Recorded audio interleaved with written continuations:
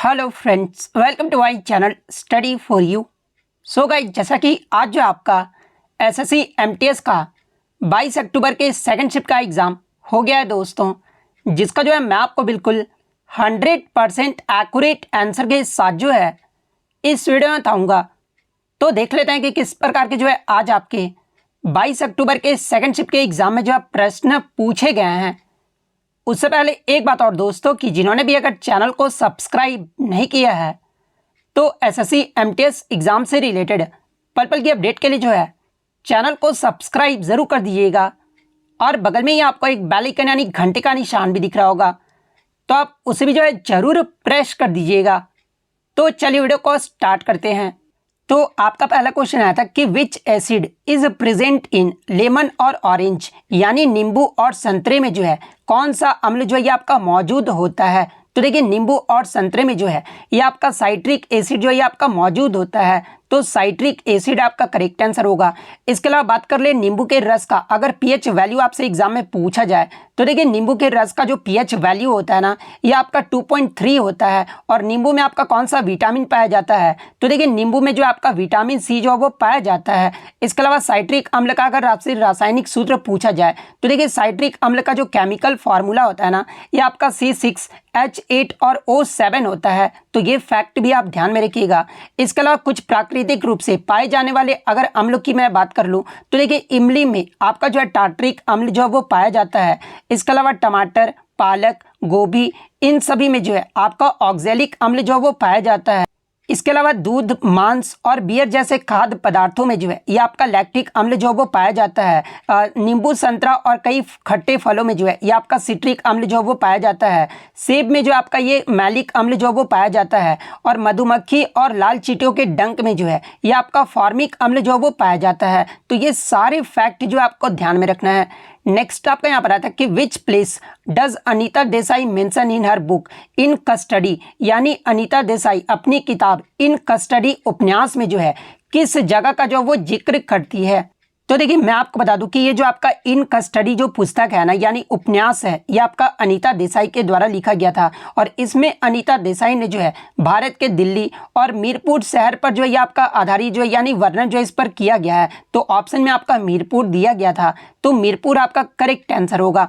इसके अलावा अनीता देसाई के द्वारा लिखी गई अन्य पुस्तकों की अगर मैं बात कर लूँ तो देखिए clear light of the day, इसके अलावा इन कस्टडी, इसके अलावा एंड फास्टिंग फिस्टिंग, ये सभी जो पुस्तक है ना, ये आपके अनीता देसाई के द्वारा जो वो लिखा गया है। और देखिए अनीता देसाई का जो एक उपन्यास है जो कि आपका फायर ऑन द माउंटेन है, और इस उपन्यास के लिए अनीता देसाई को जो है 1978 में साहित्य अकादमी पुरस्कार से भी जो वो सम्मानित किया गया था। तो ये पॉइंट भी आप ध्यान में रखिएगा। इसके अलावा अनीता देसाई को जो है 2014 में इन्हें पद्म भूषण अवार्ड से भी जो वो सम्मानित किया गया था। नेक्स्ट आपका क्वेश्चन यहाँ पर आया था कि the provision of the concurrent list in the constitution of India was adopted from, यानी भारतीय संविधान में समवर्ती सूची की अवधारणा किस देश के संविधान से लिया गया है। तो देखिए समवर्ती सूची की जो अवधारणा है ना, ये आपके ऑस्ट्रेलिया देश के संविधान से जो वो लिया गया है।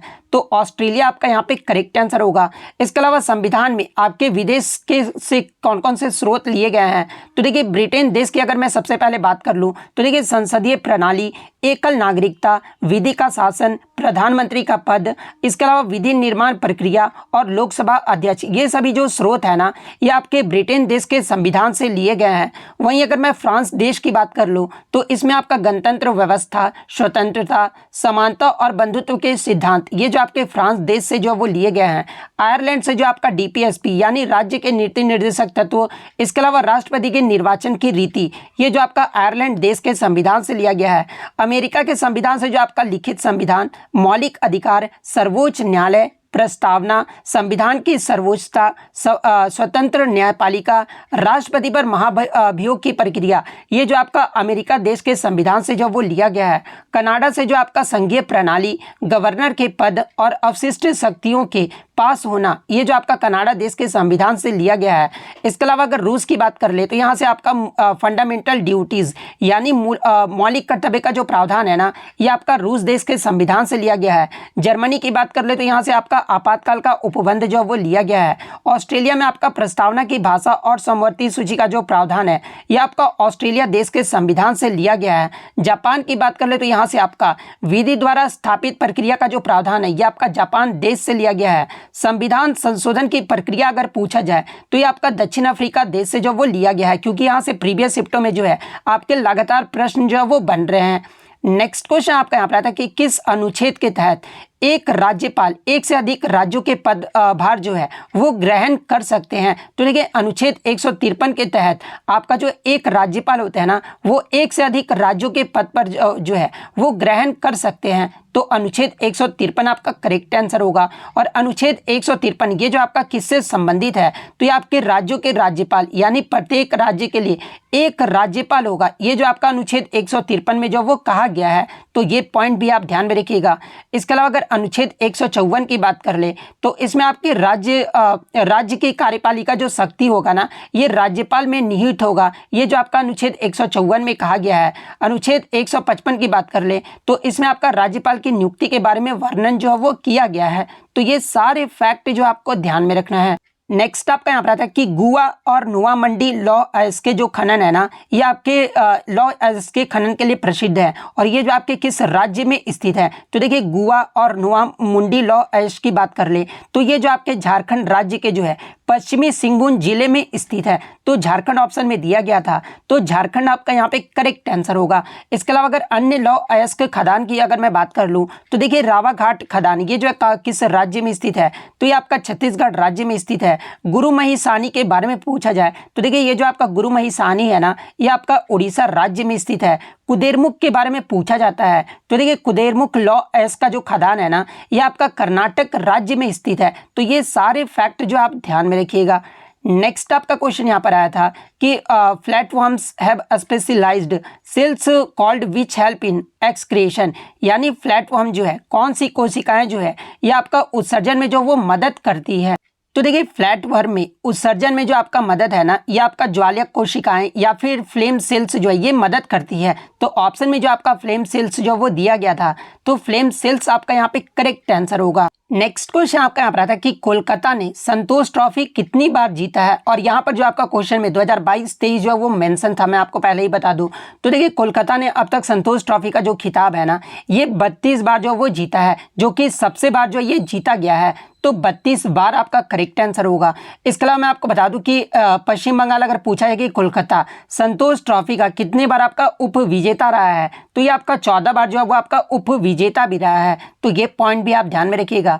इसके अलावा अगर संतोष ट्रॉफी की बात कर ले तो ये जो आपका भारत का एक फुटबॉल टूर्नामेंट है और इस टूर्नामेंट की जो शुरुआत है ना ये आपका वर्ष 1941 में हुआ था। और इस टूर्नामेंट का नाम अगर एग्जाम में पूछा जाए कि किसके नाम पर जो वो रखा गया था तो देखिए संतोष ट्रॉफी का जो नाम है ना ये भारतीय फुटबॉल संघ के पूर्व अध्यक्ष सर मनमथ नाथ रॉय चौधरी के नाम पर जो है ये आपका ट्रॉफी का नाम जो वो रखा गया था। तो ये फैक्ट भी आप ध्यान में रखिएगा।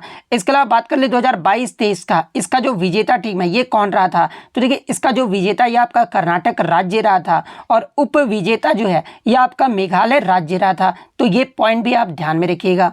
नेक्स्ट क्वेश्चन आपका बता था कि the buildings in Dholavira and in ancient city in Gujarat India were made of यानी भारत के गुजरात के एक प्राचीन शहर धौलावीरा की जो इमारतें हैं ना ये किससे बनी हुई थी। तो देखिए ये जो आपका इंडस जो आपका हड़प्पन सिविलाइजेशन में ये जो आपका धौलावीरा था ना ये आपका गुजरात राज्य में स्थित एक स्थल है और इसमें इमारतों जो है ना ये किससे बनी हुई थी तो ये आपका स्टोन एंड ब्रिक्स यानी पत्थर और ईंट से जो ये बना हुआ था। तो ऑप्शन में आपका ईंट जो वो दिया गया था तो ईंट आपका यहाँ पे करेक्ट आंसर होगा।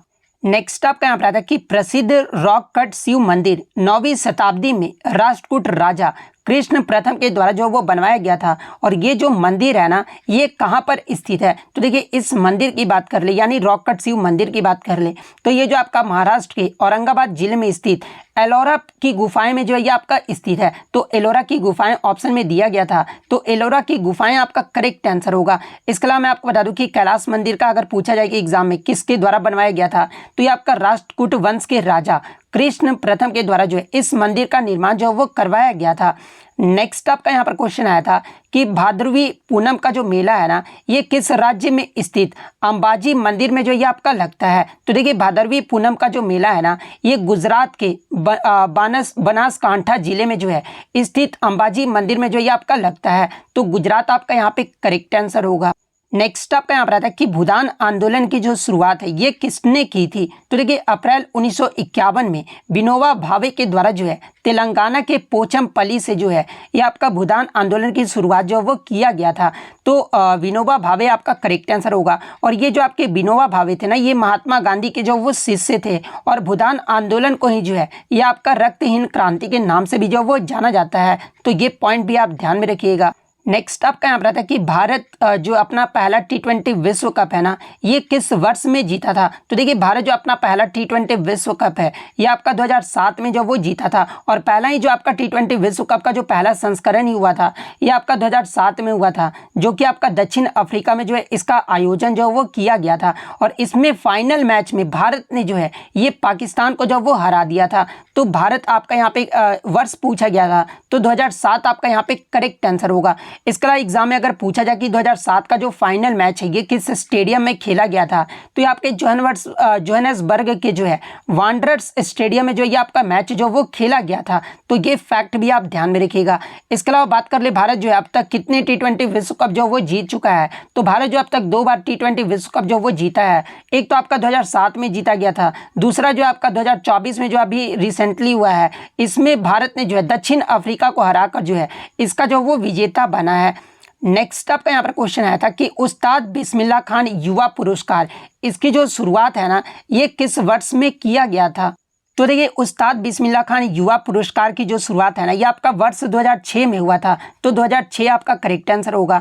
इसके अलावा अगर इस पुरस्कार के अगर फैक्ट की मैं बात कर लूँ तो देखिए ये जो पुरस्कार है ना ये संगीत नाटक एकेडमी की ओर से उन कलाकारों को दिया जाता है जिन्होंने 40 साल से कम उम्र में जो है संगीत, नृत्य और नाटक के क्षेत्र में जो है वो उत्कृष्ट प्रदर्शन जो है किया हो, उन्हें जो आपका ये पुरस्कार जो वो दिया जाता है। इसके अलावा मैं आपको बता दूँ कि इस पुरस्कार के लिए हर साल जो है ज़्यादा से ज़्यादा 33 कलाकारों का चयन जो है वो किया जाता है। और संगीत नाटक एकेडमी के अध्यक्ष जो है विजेता कलाकार को जो है इसमें 25,000 रुपये की पुरस्कार राशि भी जो वो देते हैं। तो ये सारे फैक्ट जो आप ध्यान में रखिएगा, क्योंकि कथन बेस्ड भी जो एग्जाम में जो आपका प्रश्न जो वो पूछा जाता है। नेक्स्ट अगर उस्ताद बिस्मिल्लाह खान की बात कर ले तो देखिए उस्ताद बिस्मिल्लाह खान जो है ये भारत के एक प्रसिद्ध शहनाई वादक थे। और इनका जो जन्म है ये आपका 21 मार्च 1916 को बिहार के डुमरांव में हुआ था। और उनका निधन जो है ये आपका वाराणसी में हुआ था। और उस्ताद बिस्मिल्लाह खान को जो है ये आपका 2001 में इन्हें भारत का सर्वोच्च नागरिक सम्मान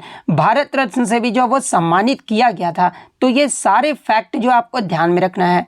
नेक्स्ट क्वेश्चन आपका यहाँ पर कथन बेस्ड जो वो प्रश्न पूछा गया था कि वेदों के बारे में कौन सा कथन जो आपका सही जो वो दिया गया है या फिर गलत जो वो दिया गया है। तो एक ऑप्शन जो बच्चों द्वारा मुझे मिला था कि वेदों को जो वो आपका श्रुति जो वो कहा जाता है, तो ये तो आपका वेद के बारे में जो आपका सही कथन दिया गया है, क्योंकि वेदों को जो आपका श्रुति कहा जाता है तो ये तो आपका कथन सही होगा। सेकंड जो आपका कथन दिया गया था कि ऋग्वेद में कुल आपके 10 मंडल है, तो ये भी कथन जो आपका सही दिया गया है, क्योंकि ऋग्वेद में आपके कुल 10 मंडल और 1028 सूक्त हैं, यानी दोनों ही कथन जो आपका यहाँ पर सही दिया गया है। तो अगर सही के बारे में पूछा गया था तो दोनों आपका यहाँ पे करेक्ट आंसर होगा। अगर गलत कथन के बारे में पूछा गया था तो इनके अलावा कोई और ऑप्शन में आपका दिया गया होगा, वही आपका जो वहाँ पे करेक्ट आंसर होगा।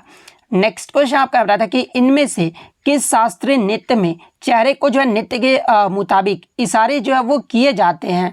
तो देखिए मैं आपको बता दूं कि कथकली शास्त्रीय नृत्य में चेहरे को नृत्य के मुताबिक जो है ये आपके इशारे जो वो किए जाते हैं। और कथकली कहाँ का शास्त्रीय नृत्य है, तो ये आपका केरल राज्य का जो वो शास्त्रीय नृत्य है। तो कथकली आपका करेक्ट आंसर होगा।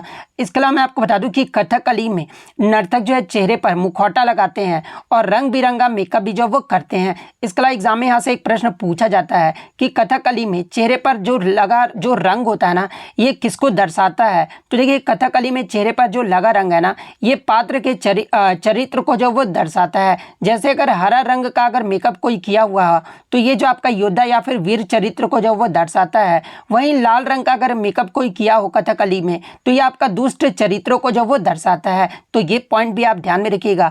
इसके अलावा एग्जाम में पूछा जाता है कि कथकली में कितने तरह के श्रृंगार का इस्तेमाल जो वो होता है। तो देखिए कथकली में आपके 7 तरह के श्रृंगार का इस्तेमाल जो वो होता है, और वो 7 तरह का श्रृंगार आप कौन कौन सा है आप यहाँ पे जो वो क्लियरली जो वो पढ़ सकते हैं।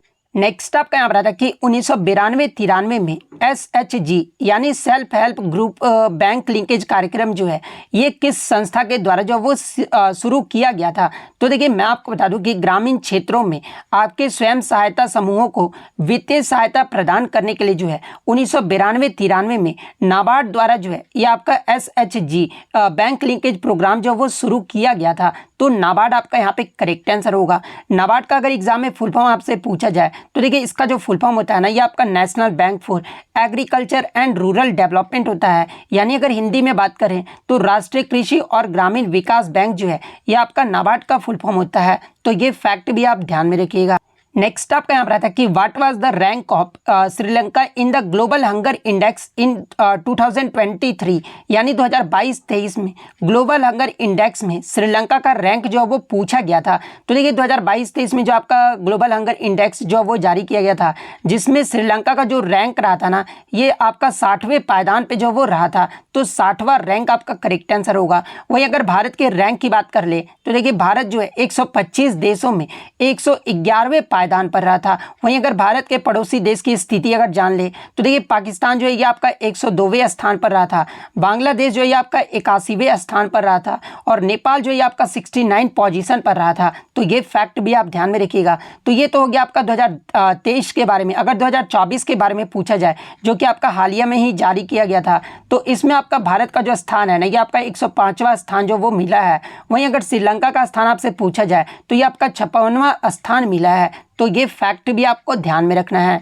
नेक्स्ट आपका यहाँ पर आता है कि भारत के किस गवर्नर जनरल ने 1829 में सती प्रथा को अपराध जो वो घोषित कर समाप्त जो वो कर दिया था। तो देखिए भारत के जो विलियम बेंटिक थे ना इन्होंने 1829 में सती प्रथा को अपराध घोषित कर जो है इसे समाप्त जो वो कर दिया था। तो विलियम बेंटिक आपका करेक्ट आंसर होगा।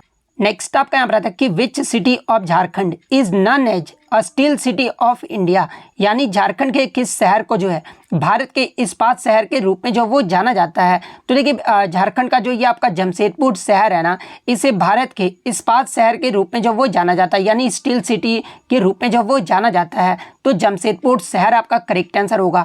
इसके अलावा मैं आपको बता दूं कि जमशेदपुर में ही जो है टाटा का पहला इस्पात संयंत्र भी जो वो आपका स्थापित किया गया था जिसका नाम आपका टिस्को है। और टिस्को का फुल फॉर्म अगर एग्जाम में पूछा जाए तो ये आपका Tata iron and steel company जो है इसका फुल फॉर्म होता है। और टिस्को की जो स्थापना है ना ये आपके जमशेदजी टाटा के द्वारा जो वो किया गया था, और 26 अगस्त 1907 को जो है दोराबजी टाटा के द्वारा जो है इसे स्थापित किया गया था। तो ये फैक्ट भी आपको ध्यान में रखना है। नेक्स्ट आपका यहाँ पर आता है कि विच scheme for skill development and remove unemployment यानी कौशल विकास और बेरोजगारी दूर करने के लिए जो है कौन सी योजना सरकार के द्वारा जो वो चलाई गई है। तो देखिए कौशल विकास और बेरोजगारी दूर करने के लिए जो है ये आपका PMKVY यानी प्रधानमंत्री कौशल विकास योजना जो है ये आपका शुरू किया गया है। तो प्रधानमंत्री कौशल विकास योजना आपका करेक्ट आंसर होगा। नेक्स्ट आपका क्वेश्चन यहाँ पर आया था कि which of the following state is the leading producer of iron ore यानी भारत में लौह अयस्क का सबसे ज्यादा उत्पादन करने वाला राज्य जो है ये कौन सा है। तो देखिए भारत में लौह अयस्क का सबसे ज्यादा उत्पादन करने वाला जो राज्य है ना ये आपका उड़ीसा राज्य है। तो उड़ीसा आपका करेक्ट आंसर होगा। वहीं अगर बात कर ले लौह अयस्क के सबसे बड़े भंडार वाला राज्य अगर आपसे पूछा जाए तो देखिए भंडार में सबसे जो अधिक जो अग्रणी आता है ना ये आपका कर्नाटक राज्य जो है ये आपका पहले नंबर पर आता है। तो ये फैक्ट भी आपको ध्यान में रखना है। नेक्स्ट आपका यहाँ पर था कि which one among of the following is not an important factor of climate of an area यानी निम्नलिखित में से कौन सा क्षेत्र जो है जलवायु को प्रभावित जो वो नहीं करता है। तो ऑप्शन में जो आपका लॉन्गिट्यूड यानी देशांतर जो वो दिया गया था। तो देखिए ये जो आपका लॉन्गिट्यूड है ना ये जलवायु को जो वो प्रभावित नहीं करता है। तो लॉन्गिट्यूड आपका यहाँ पे करेक्ट आंसर होगा। नेक्स्ट आपका क्वेश्चन यहाँ पर आया था कि 91वें संविधान संशोधन अधिनियम जो कि आपका 2003 में हुआ था इसके प्रावधानों के तहत प्रधानमंत्री सहित संपूर्ण मंत्रिपरिषद का आकार जो है लोकसभा के सदस्यों की कुल संख्या का जो है ये कितने प्रतिशत से जो है वो अधिक नहीं होगा। तो देखिए 91वें संविधान संशोधन जो कि आपका 2003 में हुआ था और इस संशोधन के मुताबिक जो है प्रधानमंत्री समेत मंत्रियों की जो कुल संख्या है ना ये लोकसभा के कुल सदस्यों की संख्या के जो है 15% से ज़्यादा जो वो नहीं होना चाहिए। तो ऑप्शन में आपका 15% जो वो दिया गया था, तो 15% आपका करेक्ट आंसर होगा। और देखिए लोकसभा में आपके 543 सदस्य हैं, इसलिए कैबिनेट में 81 से 82 संसद को जो है यह आपका मंत्री जो वो बनाया जा सकता है। हालांकि जो न्यूनतम 12 सांसदों को ही जो है यह आपका मंत्री जो वो बनाया जा सकता है। इसके अलावा मैं आपको बता दूं कि किसी राज्य के मंत्रिपरिषद में मुख्यमंत्री समेत मंत्रियों की जो कुल संख्या है ना वो उस राज्य के विधानसभा के सदस्यों की जो है कुल संख्या के 15% से ज़्यादा जो वो नहीं हो सकता है। तो ये फैक्ट भी आपको ध्यान में रखना है। नेक्स्ट आपका यहाँ पर आता है कि राशिद खान को 2022 में पद्म भूषण पुरस्कार प्राप्त हुआ था। ये जो आपके किससे संबंधित है? ऑप्शन में आपका कर्नाटक संगीत, कव्वाली, हिंदुस्तानी शास्त्रीय संगीत और लोकगीत जो है वो दिया गया था। तो देखिए उस्ताद राशिद खान को जो है ये आपका 2022 में पद्म भूषण पुरस्कार से सम्मानित किया गया था और ये जो आपके एक भारतीय शास्त्रीय संगीतकार थे। तो ऑप्शन सी भारतीय शास्त्रीय संगीतकार आपका यहाँ पे करेक्ट आंसर होगा, या फिर हिंदुस्तान शास्त्रीय संगीत भी आपका यहाँ पे करेक्ट आंसर होगा।